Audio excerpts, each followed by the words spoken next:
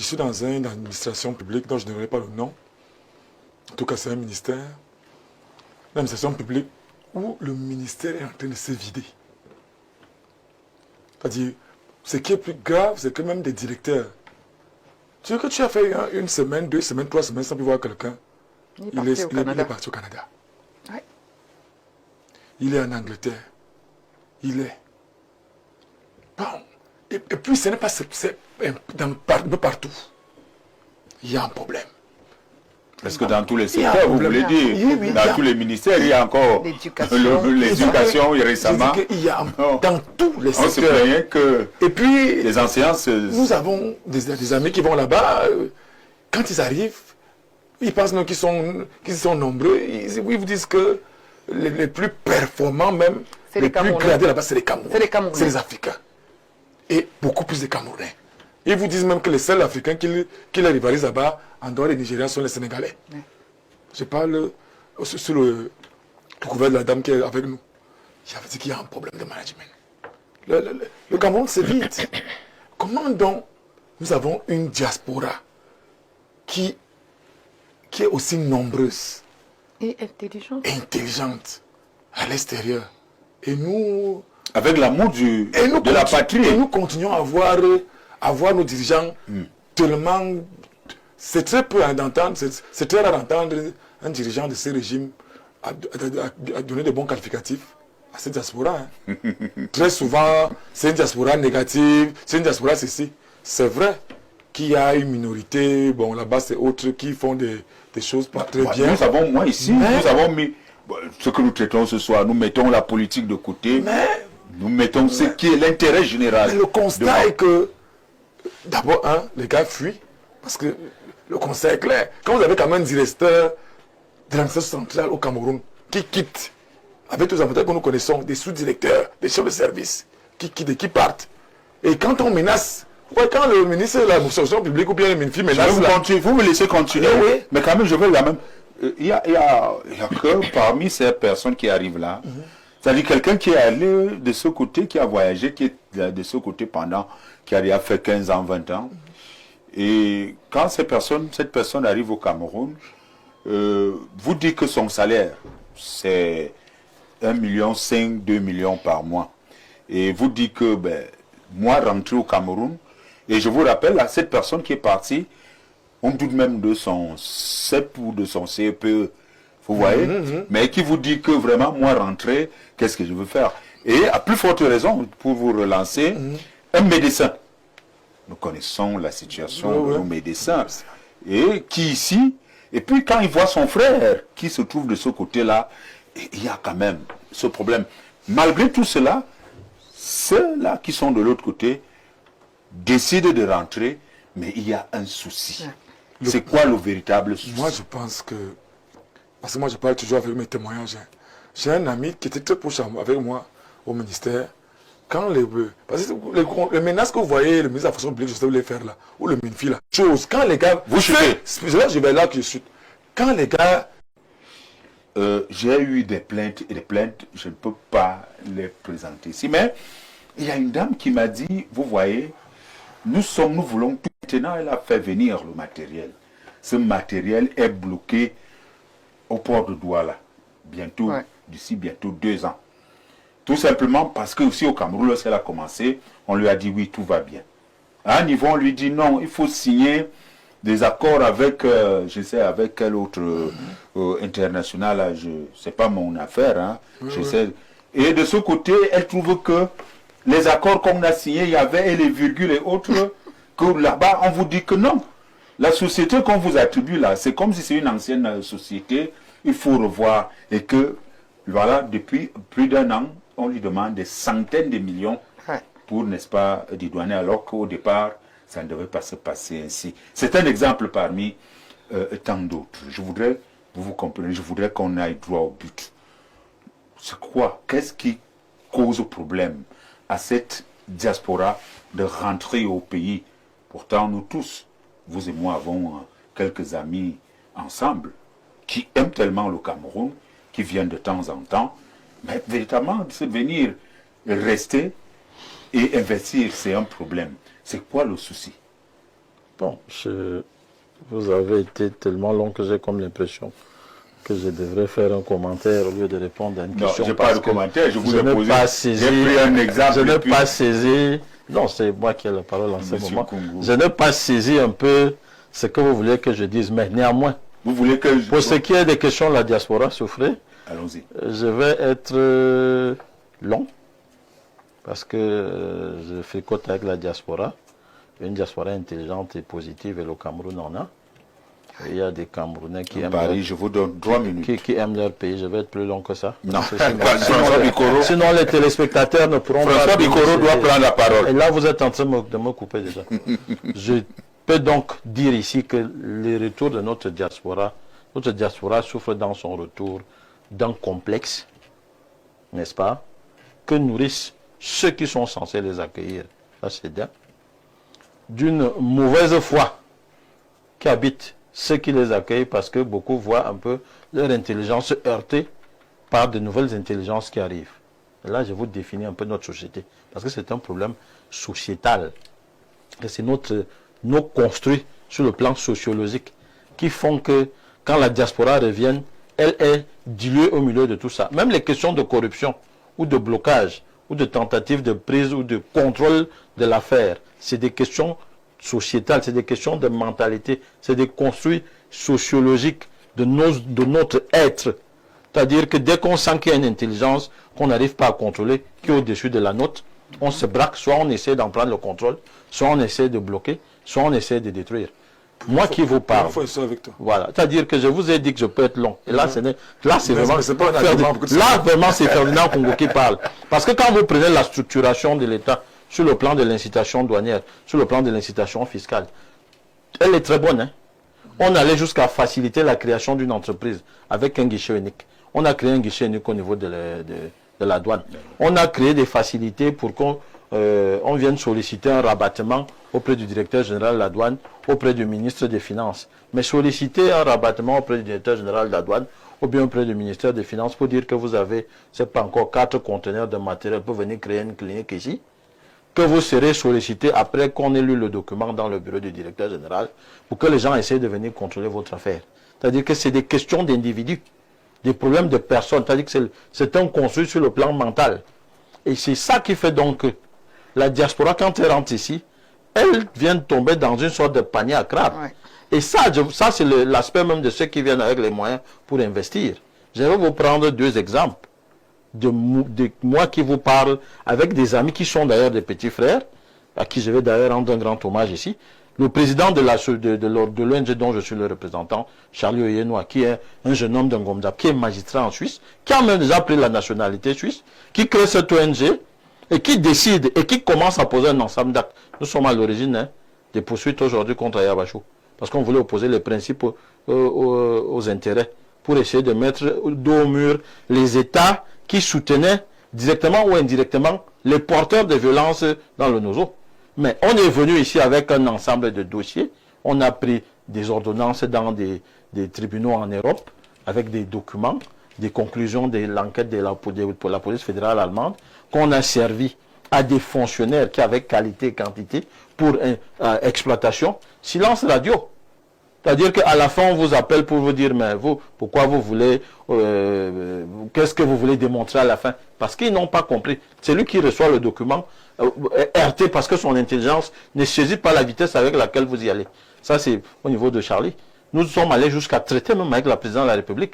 C'est vrai, elle est la seule qui a d'ailleurs réagi, parce que bon, même au niveau du Minirex, les gars, on fait la rétention, au niveau du ministère de la Justice, au niveau de la délégation de la Sûreté nationale, alors que nous étions sur un chemin où on voulait les conduire à mettre dos au mur et à mettre les blancs, entre guillemets, face à leur propre conscience, parce que leurs opinions et leurs droits, leur justice condamnent des actes que financent ceux qui habitent chez eux, qui sont actés et codés comme actes de terroristes, mais les gens font de la rétention ici parce qu'ils ne maîtrisent pas. Ça, c'est d'un. De 2. Pour compléter le gap, vous avez vu que je suis qui commençait à devenir volubile, un peu nerveux. Pour compléter le gap de la crise énergétique, j'ai un ami qui est à Ostend.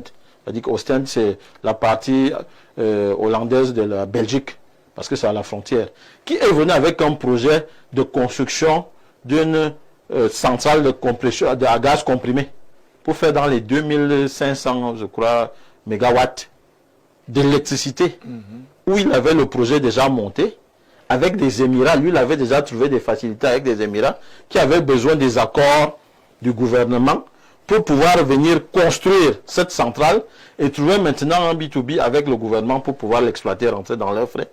Mais nous sommes arrivés ici. Mais vous voulez rencontrer les ministères, les fonctionnaires du ministère de l'eau. Ils ne sont pas disponibles. Quand ils sont disponibles, ils ont du mal à comprendre le document que vous leur donnez. En fait, ils n'ont pas du mal à comprendre le document que vous leur donnez. Ils ont compris le document. Mais comme ils sont tenus par un ensemble d'intérêts et un lobbying qui est autour d'eux, qui protège les intérêts et les acquis de la production énergétique aujourd'hui, ils se braquent parce que ça aussi c'est un aspect. On a fini par essayer d'approcher le Premier ministre à travers ceux qui lui étaient proches, qui ont plutôt essayé de contacter ces Émiratis. Parce qu'ils ont compris que les gars avaient 64 ou 65 milliards à mettre dedans. Taper au dos. Voilà. Ça, c'est donc, pour conclure, parce qu'on va à la fin de l'émission, je peux parler pendant 2 heures, parce que j'ai plein de situations comme ça. Pour conclure, c'est un construit sur le plan sociétal, c'est un construit sur le plan mental. C'est-à-dire que nous qui sommes ici, quand quelqu'un vient de la diaspora, on est d'abord complexé par le fait qu'il sort de là. On est complexé par le fait qu'il peut peut-être apporter une intelligence dont nous n'avons pas la maîtrise. Et on a peur de perdre nos positions, de perdre nos places. Et nous essayons soit de contrôler l'affaire, soit de la bloquer. Parce que certains se nourrissent aussi de la conservation de certains acquis. Merci. Heureusement, vous avez respecté. Pour une fois, il a été scientifique. Pour une fois. Non, c'est un homme objectif. Hein, je le sais, même s'il milite dans un parti politique. François Bikoro, la situation, elle est là, elle perdure. C'est pas aujourd'hui, c'est depuis que cette diaspora-là pleure et en larmes et demande que quelque chose soit fait. Le président de la République, pas dans un seul discours, plusieurs sorties, a demandé à cette diaspora-là de rentrer et de venir, n'est-ce pas, d'apporter, n'est-ce pas, sa science et tout ce que cela comporte au Cameroun, demandant à ses collaborateurs de faciliter la tâche à cette diaspora-là. Mais François Bikoro, est-ce que les choses ont véritablement bougé? Je crois qu'on a un sérieux problème dans notre pays. C'est l'adressage des problématiques. C'est-à-dire qu'on parle des choses sérieuses, des gens qui mettent leur argent au profit, et on vous parle de RDPC, on vous parle de ceci. Ça embrouille la galerie. C'est le côté politique là qui crée les problèmes à ces gars. C'est le côté politique. Donc, Monsieur le Président, quand vous reviendrez, si vous voulez aider ces gars, ne parlez pas des questions politiques. Saluons déjà notre jeune sœur. Parce qu'il y a aussi un problème de définition de la diaspora. Vous les confondez avec les migrants. Les migrants économiques. Quand vous voyez cette jeune dame, la première question que vous lui avez posée, c'est pourquoi elle est restée dans la diaspora de la promotion de l'identité. Quand vous êtes en France, vous rencontrez un juif, vous savez qu'il est de la diaspora juive. Nos frères ont des questions d'identification. Il faut le dire. Les migrants sont des gens qui partent chercher à leur titre personnel de quoi manger, de quoi faire ceci, de quoi faire cela. Et quand ils ont atteint l'objectif, ils redeviennent des diasporas. Monsieur Fokou Bernard est une diaspora camerounaise au Gabon. Pourtant, il investit au Cameroun. Vous avez 30 millions de Camerounais, ils sont 100 000 en France, et vous dites que le Cameroun a échoué parce que les 100 000 n'ont pas investi chez nous. Alors qu'il y a un réel problème. D'abord, je vais vous rassurer. Par an, la diaspora et la migration camerounaise donnent au moins 100 milliards à ce pays. Il faut faire attention quand vous adressez les choses. Soit par transfert, soit des petits projets porteurs. Plus que les aides occidentales. Voilà. Ça entre dans notre pays. C'est plus dans le social. Non, vous avez dit investissement. Investissement. Faire une maison au Cameroun est un investissement. Oui. Le problème, c'est la situation que vous avez là-bas. Elle est celle des diasporas ou celle des migrants. Le migrant se bat d'abord pour s'intégrer dans la société dans laquelle il se trouve. Et il trouve donc le frère qui est ici comme un ennemi ou un adversaire. Parce que ma soeur, dès que vous avez dit, Madame Morel. Madame Morel. Au village, ça change le comportement entre Madame Atangana et Madame Morel. Tout à fait. Ça change le comportement. C'est cela que quand vous arrivez dans un bureau, vous dites Madame Morel, le gars voit déjà une double identité de procuration de moyens. La fonction publique camerounaise, elle est une fonction publique créée par ces pays dont vous dites qu'il y a la diaspora. Vous oubliez qu'en Guinée équatoriale, c'est la diaspora. N'est-ce pas, oui. Libreville, c'est la diaspora. Nigeria, c'est la diaspora. Notre premier partenaire économique avant que la guerre n'arrive, c'est la diaspora camerounaise-Nigeria. Ça, on l'oublie souvent. Les gens qui gèrent ont souvent aussi peur que l'on fasse des transferts de technologies inadaptés à notre environnement socio-économique. Ce qui gêne, c'est qu'ils proclament qu'ils veulent que la diaspora vienne. Et on les confie à des gens qui sont dans la situation que je viens de noter tout à l'heure. Quand ils attendent Morel, ils se disent c'est bon pour moi.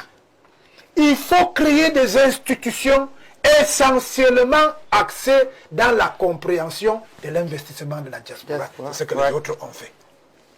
On n'a pas besoin d'être moins que Manu Dibango, qui est resté 60 ans en France en étant camerounais. Mais vous avez vu que quand il a voulu s'occuper des questions de politique culturelle camerounaise, il a rencontré des gens qui le voyaient d'une autre manière. Au point qu'on est allé jusqu'à oublier que notre diaspora, c'est l'heure de la promotion de l'identité camerounaise. Quand les Samuel et Tofis jouent, quand les trucs jouent, ils sont dans la promotion du label Cameroun qui permet que même si eux ils ne viennent pas directement investir, le Cameroun peut profiter de leur présence mondiale pour acquérir un certain nombre de moyens pour investir. C'est leur investissement qui passe par d'autres choses. Donc moi je crois qu'on a un problème de bien élaborer la stratégie pour capter au-delà de 100 milliards par an d'autres choses complémentaires. Mais le problème c'est comme on l'a dit tout à l'heure. Vous avez une cousine qui envoie pendant 1 an de l'argent pour qu'on lui construise une maison. Vous allez filmer la maison du milliardaire Focho.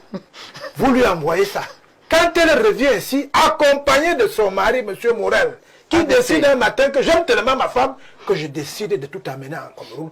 Et on se rend à l'évidence que la cousine de Morel qui était à Tangnayer commence à lui raconter des choses qui font que quand il rentre, il ne revient plus. Il y a des comportements comme cela. Je dis que tant qu'on voit la diaspora comme étant celle qui participe politiquement, parce qu'il faut aussi le dire, il y a un type de diaspora qui en fait sont des migrants, qui cherchent à s'intégrer dans les sociétés dans lesquelles ils se trouvent, parce qu'ils ont des problèmes économiques, et on les confond avec la bonne diaspora dont faisait allusion madame tout à l'heure, celle qui pense toujours à garder un lien cognitif avec son pays, et qui peut installer dans le subconscient des dirigeants qu'il y a des diasporas que quand elles partent là-bas, elles ne pensent qu'à revenir ici, créons-leur un couloir pour qu'ils puissent s'en sortir. Est-ce que c'est le cas? Je ne crois pas. Merci. François Bikoro, rassurez-vous, ce sujet reviendra. Nous aurons vraiment une petite mise en bouche et puis nous allons revenir, peut-être aller un peu en profondeur de ce... Il faut qu'on profite de la présence de Mme Morel. Non, je sais que... Je veux donner juste une suggestion. S'il vous plaît. Salutations à quelques réactions. Salutations à tout le panel. Ce qui coince, c'est l'absence d'une politique d'importation des biens, ressources et richesses. La colonisation est appliquée par les puissances qui ont une véritable politique étrangère. La politique étrangère est très importante pour booster le retour des génies. Pour les allègements fiscaux sont très importants. Les allègements des fiscaux sont très importants. La fiscalité, c'est ce qu'il voulait dire. Pour favoriser l'investissement, il faut une véritable promotion du retour des valeurs au service du développement national. Les ambassadeurs et autres représentants diplomatiques doivent pouvoir, sous une certaine impulsion légale administrative, ramener nos meilleurs éléments à bénéficier de facilités de retour et d'investissement. Je crois que c'est peut-être important également. Très rapidement, mon cher Thomas Massok, ce sera très difficile de tout lire. Apollinaire, quand nous sommes gouvernés par des dictateurs hantés d'un esprit démocratique. Ce serait... bonsoir, monsieur Oumba, très merveilleux panel. J'apprécie vraiment la dame. La diaspora fait face à plusieurs difficultés, la jalousie, la sorcellerie, la volonté politique qui a laissé prospérer une bourgeoisie administrative qui se nourrit de la corruption, une administration à qui on n'a pas appris à créer les richesses. Bonsoir, je demande à la femme qui est à côté, en France, les ouvriers ne tombent pas malades comme les ouvriers ne tombent pas malades. Et puis, je suis vraiment désolé, monsieur le présentateur, je ne comprends pas comment vous pouvez parler d'une problématique si hautement politique sans parler de politique. La diaspora, pour entrer dans la quiétude, doit avoir des garanties qui ne peuvent être impulsées que de la décision politique. Bon, merci monsieur. Je crois que je pose ici tout le temps les sujets politiques, mais il faut également voir qu'il y a des sujets qu'on doit mettre la politique de côté et voir l'intérêt général. Parce que là, ça doit devenir... juste en une mais seconde. c'est terminé. Oui, juste en une C'est seconde. terminé. C'est terminé. Juste en une seconde, Oui. il faudrait que ceux qui nous dirigent, c'est-à-dire le RDPC, là, dans chacune, vient de dire dans politique, politicienne. dans chaque ministère, il faudrait qu'il y ait une direction changer la diaspora. Non. Pour qu'ils commencent à On va réfléchir. aller- Parce que Voilà. la politique de RDPC. Non. Je vous ai alors de venir. Pour que Ce sujet va revenir. revienne. Merci, monsieur. L'université J'avais envie politique. de vous poser la question de savoir, est-ce parce que nous sommes à cette année électorale que l'on constate, le ministre de l'administration territoriale vient constater en ce moment l'illégalité de ces milices. Si vous lisez le communiqué, il va vous dire qu'il lui a été amené de constater, si vous faites une rétrospective, il y a 2-3 ans, il faisait le même rappel. Ça veut dire que les vieilles habitudes ont la peau dure, très dure d'ailleurs. Et quand ça commence à devenir récurrent, parce que le ministre de l'administration territoriale ne sort pas pour communiquer au hasard, ça veut dire qu'il a eu un ensemble d'éléments qui lui ont été remontés. Il est obligé de venir faire un rappel et de demander au gouverneur d'y tenir. Ok. François Bikoro, c'est une décision assez importante. Beaucoup de personnes ont assisté à ce spectacle déplorable dans nos villes. Après une décision de justice, vous et moi avons un litige, nous sommes en justice et puis on me donne raison. Vous anticipez parce que peut-être vous avez des moyens, vous mettez ces moyens-là sur pied, vous cherchez peut-être ces milices-là qui débarquent peut-être chez moi, me mettent dehors et puis... alors, aujourd'hui, le ministre estime que c'est la fin de la récréation. On peut quand même se poser la question, comment est-ce qu'on en arrive là? Je crois qu'il faut constater ici comme une démission ou une défaillance dans le système de mise en exergue de l'ordre public. Parce que l'ordre public dérive de 3 choses. La première, c'est la loi. La loi définit comment est-ce qu'il faut faire pour que les choses avancent. Il y a la question de prévention des troubles. Il y a la question de sécurité. Ce dont vous faites allusion ici, c'est les moyens que les gens utilisent pour faire attraire la loi. Je crois que la réglementation a prévu ce qui doivent attraire à l'exécution des décisions de justice qui relèvent de la loi et de la sécurité d'un pays. Peut-être que dans la démission, il doit y avoir une défaillance dans le process. Parce qu'il faut aussi reconnaître que si vous êtes détenteur d'une décision de justice qui vous donne raison et que peut-être l'administration dont on prévoit toujours dans les décisions de justice qu'on appelle les dépens, et que vous constatez que pendant 1 an, 2 ans, 3 ans, il y a comme une difficulté de rentrer dans vos droits. Certains se sont donc essayés, ayant constaté comment fonctionne la République.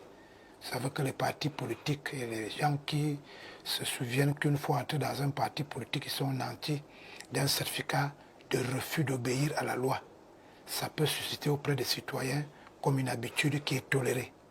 Donc cette tolérance peut être considérée soit comme une défaillance du système, parce qu'en réalité, dès qu'on vous a donné raison en justice, la justice prévoit comment est-ce que vous allez faire pour rentrer dans vos droits.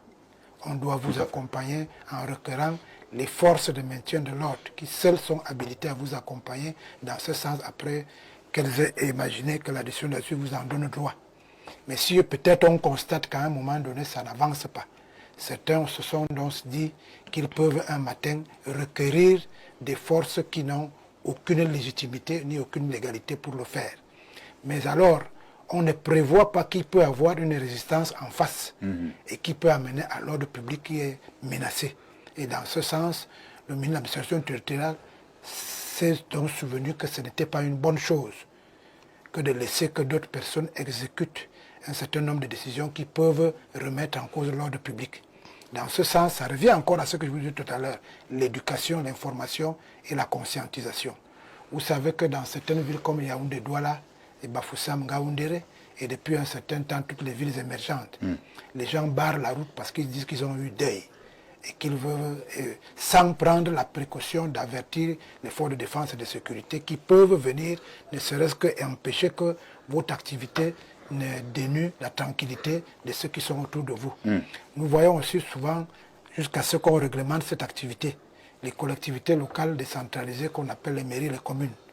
On voit des gens qui sont aussi ont des gros bras, qui rentrent dans votre intimité, que ce soit dans votre voiture, fracassent un certain nombre de choses, sans que l'on sache s'ils ont mandat ou pas. Je crois qu'il faut apprendre aux citoyens que la justice est organisée, elle est normée, et que les personnes qui accompagnent la justice, c'est le peuple et les forces de maintien de l'ordre. Dès que vous avez une décision de justice, repartez vers la justice pour leur demander l'autorisation de requérir aux forces de maintien de l'ordre, alors que vous ne pouvez pas le faire de façon normale. Et j'ai toujours vu des forces de maintien de l'ordre accompagner les gens qui sont détenteurs d'une décision de justice qui les donne raison. Il n'y a pas de raison à ce que d'autres personnes se substituent. Non seulement à la loi. Non, c'est même pas se substituer. C'est-à-dire que certains font... C'est devenu une habitude.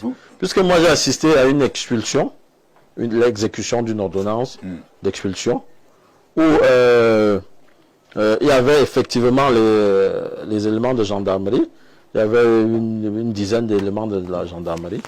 Mais cela n'a pas empêché à ces gros bras. Non, que celui qui était porteur de la décision recrute une vingtaine de gros bras qui d'ailleurs sont devenus très agressifs, violentaient femmes et enfants, cassaient tout ce qu'ils trouvaient.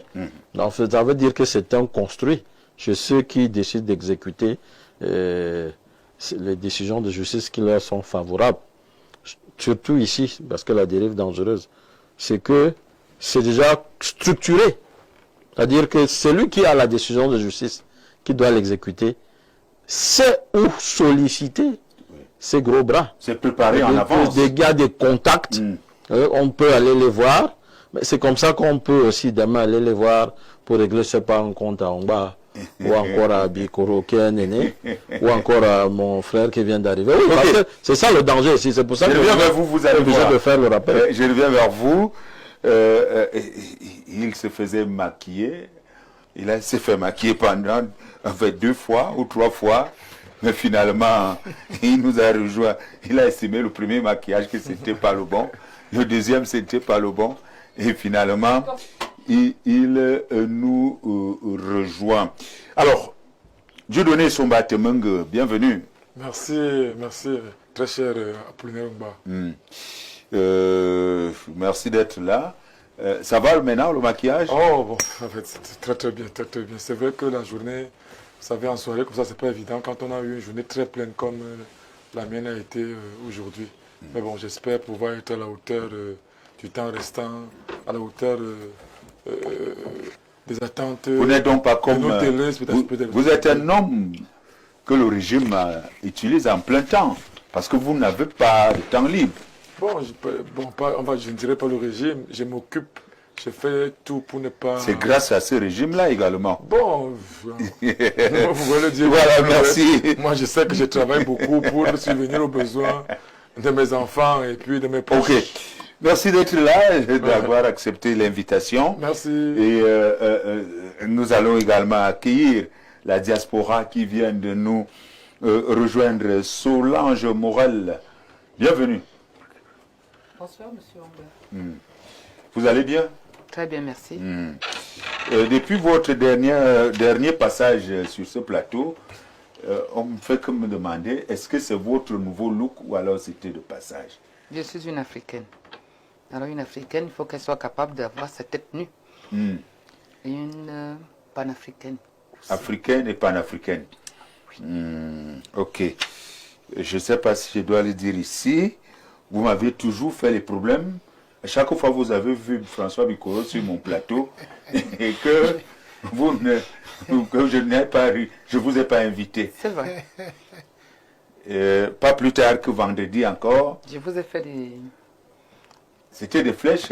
Les remarques. Oui. Mais comment vous ne m'invitez pas quand il y a François Oui. Bikoro? Je crois qu'aujourd'hui, j'ai réglé le problème. Oui. Ok. Et merci. Je vous en prie, madame. Alors, nous sommes là, nous parlons des gros bras. Nous avons commencé, n'est-ce pas? Je rappelle que vous êtes de la diaspora. Vous êtes également militant d'un parti politique, NMP. Oui, le nouveau mouvement populaire. Que dirige André Bandakani. purement panafricaniste. Oui, Tout à fait. je suis panafricaine. Ok. Alors, là, nous parlons donc, je ne sais pas si on parlera du panafricanisme dans les gros bras. Les gros bras, vous les connaissez? Enfin, on peut les appeler les milices qui sont utilisées après, n'est-ce pas, décision de justice par des personnes qui ont assez de moyens. Hein, peut-être pour vous déguerpir, si vous devez déménager, ou alors, parfois, vous n'avez pas eu raison, même en justice, mais... Les gros bras sont là. Les gros bras sont là, on vient vous mettre dehors. Le ministre de l'administration territoriale n'est pas d'accord avec cette activité-là et a décidé, n'est-ce pas, de mettre fin à cette activité-là. Votre regard? Je crois que dans un état de droit, une fois que la justice a fait son travail, nous n'avons pas à aller faire une autre justice au quartier, aller chercher les gros bras pour venir. C'est quoi cette histoire-là? Nous avons des huissiers, il y a la police. Si, peut-être par exemple, s'il faut sortir quelqu'un d'une maison, je vois qu'il y a eu le jugement, il y a eu un jugement, il y a eu une décision de justice, on a besoin d'aller chercher les gros bras. La police est là, les huissiers sont là, mais les gens qui vont chercher les gros bras, c'est une justice parallèle. Donc je crois qu'on ne sommes pas dans... Nous sommes dans un état de droit. Dans un état de droit. Et on doit respecter, n'est-ce pas, les décisions de justice. De justice, oui. Difficile de comprendre que, après une décision de justice, qu'on aille chercher les gros bras qui ne sont pas reconnus officiellement. Hein, certains les qualifient de milices. Non, c'est pour ça que j'ai parlé de mariage contre nature. C'est-à-dire qu'on a une décision de justice qui est l'expression du droit et de la justice. Et on va solliciter des individus aux méthodes de brigands pour exécuter une décision de justice. C'est un mariage contre nature. C'est comme si un prêtre sollicitait des bandits. Comme si un prêtre sollicitait des bandits pour l'aider à officier. Ok, nous l'avons suivi. Alors, Dieudonné Somba, vous êtes un fils du quartier. Hein? Lorsqu'on est quelque part, c'est à Kondengui, à Bogada. Bon, moi, je suis originaire d'abord du département du Fundi, plus précisément dans l'arrondissement de Yaoundé 3e, dans la famille. Mais je suis établi et beaucoup plus résident à Yaoundé 5 par Essos, à Essos, je voudrais dire. Lorsqu'on a donc grandi à Essos, on peut comprendre que c'est un quartier pas simplement populaire, mais populeux également. Bon, en fait, j'ai grandi en bord d'Essos. Vraiment, je suis un pur des quartiers, de ces quartiers-là. Quartiers populaires. Voilà. Mais ce que je voudrais dire, si vous permettez, effectivement, nous sommes sur le dossier de ces gros bras. Bon, peut-être qu'on voit ça mal aujourd'hui parce que ils excellent dans des comportements pas très bien. Mais en réalité, vous pouvez être un particulier, vous avez certainement gagné une procédure judiciaire et vous avez besoin des gens qui peuvent vous aider, soit à porter un matériel, soit à vous aider à faire quelque chose. Lors des déménagements, Peut-être d'une manière déménagement. logique. Oui. Bon, ce qui dérange le plus, c'est que ils ne sont pas, ce n'est pas dans un canevas juridique qui peut non seulement les protéger eux-mêmes, mais aussi pour protéger celui qui les a, l'acquéreur. Donc il faudrait peut-être qu'au lieu que l'État arrête brutalement ce service ou bien cette prestation, il faudrait peut-être que notre législateur essaie de voir comment mieux régulariser cela. Parce que si un service comme celui-là est toujours sollicité, ça voudrait dire que, quoi qu'on dise, c'est un service qui est important.